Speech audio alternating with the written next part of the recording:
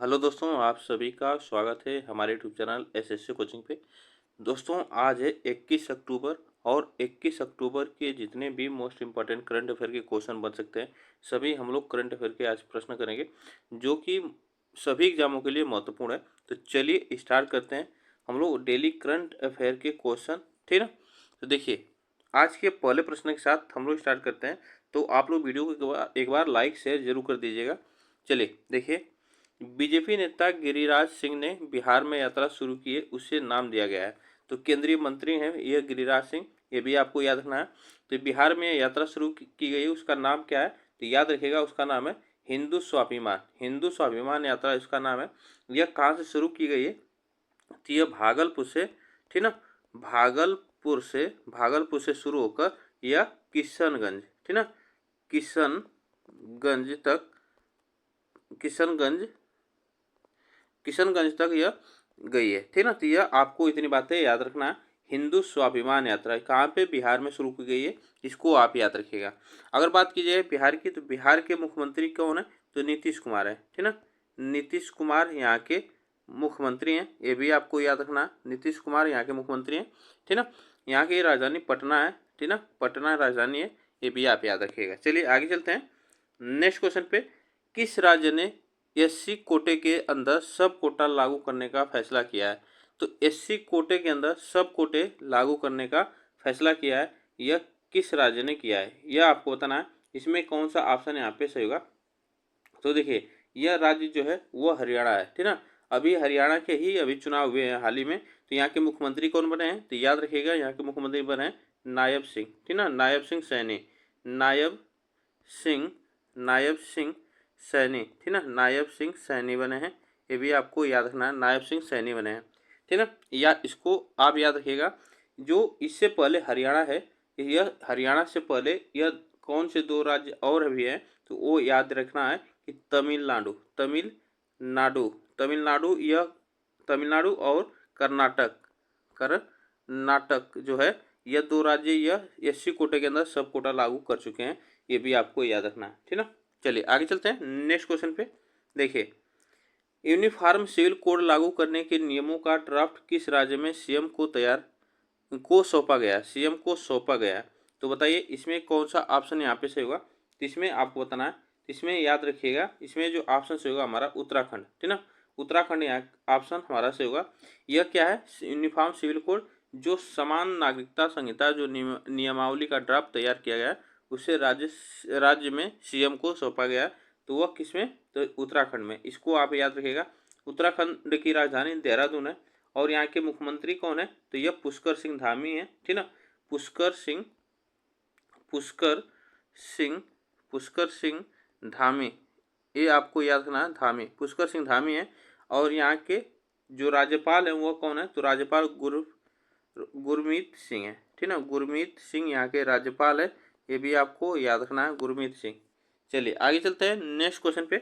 देखिए, next question है, किस राज्य केंद्र शासित प्रदेश के लिए 13 गीगाबाइट नवीकरण ऊर्जा परियोजना के लिए ग्रीन एनर्जी कॉरिडोर को मंजूरी दी गई है? तो बताइए, इसमें मंजूरी दी गई है, इसमें कौन सा ऑप्शन यहाँ पे से होगा? तो यह याद रखिएगा, यहाँ लद्दाख में केंद्र शासित प्रदेश है, ये भी आप याद रखना।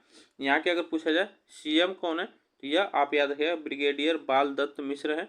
और राज्यपाल कौन है? तो बीडी मिश्रा है, ठीक ना, ये भी आप याद रखिएगा। चलिए आगे चलते हैं नेक्स्ट क्वेश्चन पे।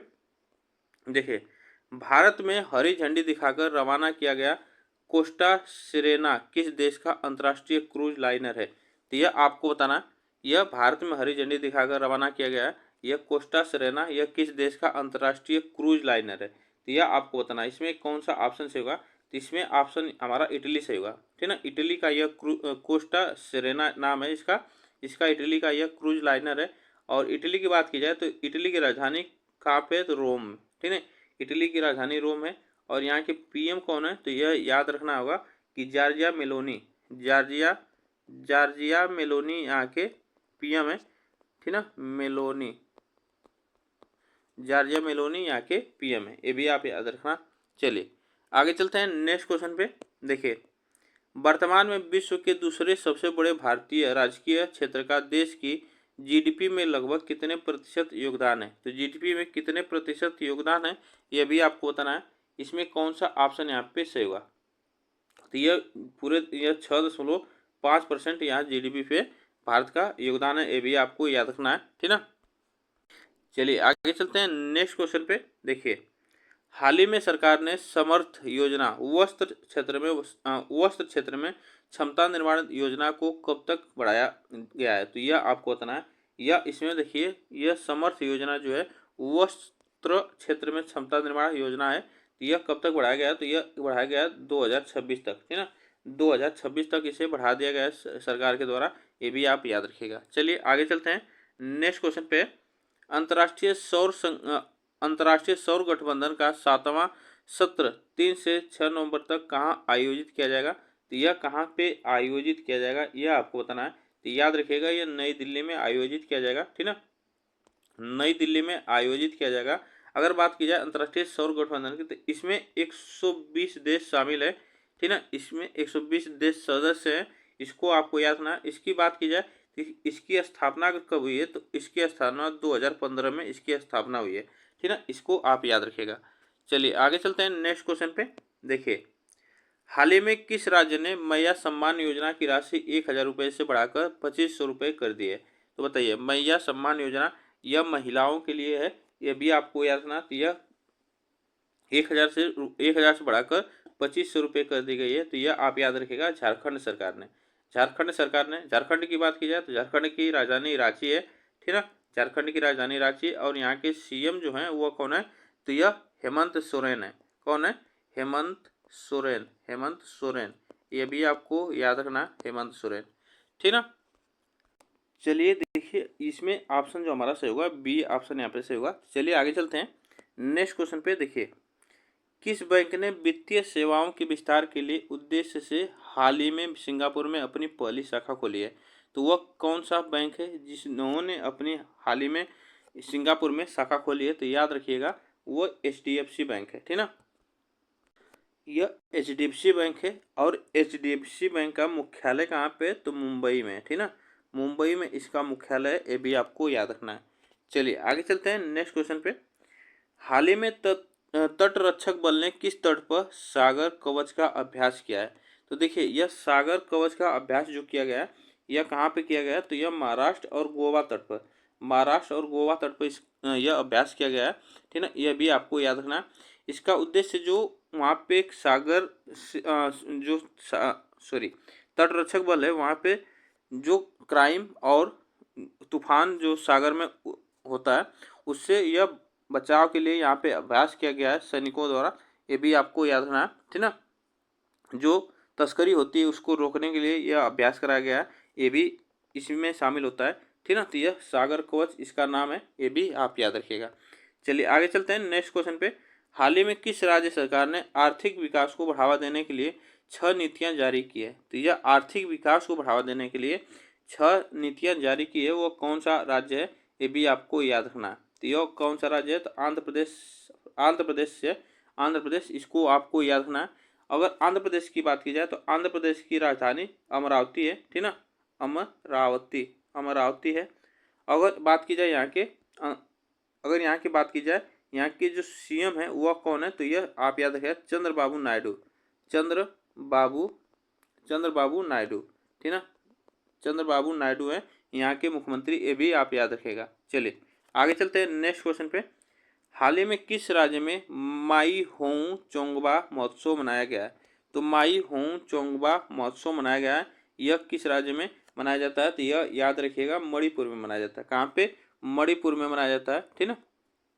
इसका जो उद्देश्य जो होता है, इसका अर्थ क्या होता है, यह शांति और एकजुटता को बढ़ावा देता है। माई होंग चोंग का इसका अर्थ होगा शांति और एकजुटता को बढ़ावा देना, यह इसका अर्थ होता है। यह मणिपुर राज्य में मनाया जाता है, ठीक ना। इसको आप याद रखें। अगर मणिपुर की बात की जाए तो इसकी राजधानी इम्फाल है, ठीक ना। इसकी राजधानी इम्फाल है, और यहाँ के जो मुख्यमंत्री हैं वह कौन है। तो यहाँ के मुख्यमंत्री बीरेन्द्र सिंह हैं, ठीक ना। बीरेन्द्र सिंह यहाँ के मुख्यमंत्री हैं, ठीक ना। ये भी आप याद रखिएगा। चलिए आगे चलते हैं नेक्स्ट क्वेश्चन पे।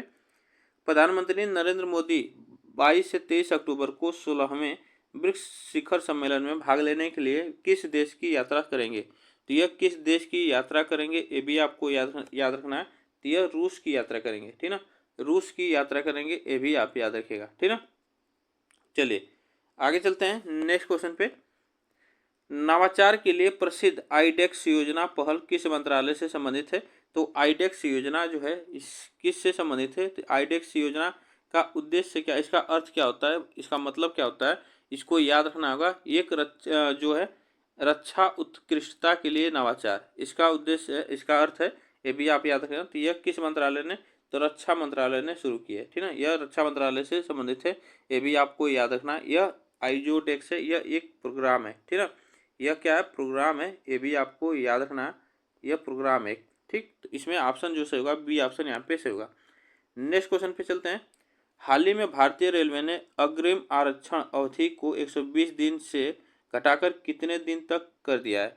तो बताइए। अब याद रखिएगा कि जो पहले आरक्षण हुआ, जो रिजर्वेशन होते थे रेलवे में, ट्रेन में, तो वह पहले 120 दिन पहले होते थे, लेकिन अब उसको घटाकर 120 दिन की बजाय अब 60 दिन कर दिया गया है। अब 60 दिन पहले अपना रिजर्वेशन आप करा सकते हैं, ये भी आपको याद रखना है, ठीक ना। तो यह इसको याद रखिएगा, अब रेलवे ने 60 दिन तक आपको मौका देगा कि 60 दिन पहले आप रिजर्वेशन करा सकते हैं, ठीक ना। तो आज के लिए बस हम लोग इतना ही प्रश्न करेंगे। आप लोग बताइएगा ये प्रश्न कैसे लगे। अब वीडियो को एक बार लाइक शेयर जरूर कर दीजिएगा और चैनल को सब्सक्राइब कर लीजिएगा, जिससे कि आपको डेली का करंट अफेयर मिलता रहे, ठीक। चलिए आज के लिए बस इतना ही, फिर मिलेंगे नेक्स्ट वीडियो में, तब तक के लिए थैंक यू सो मच आप सभी को।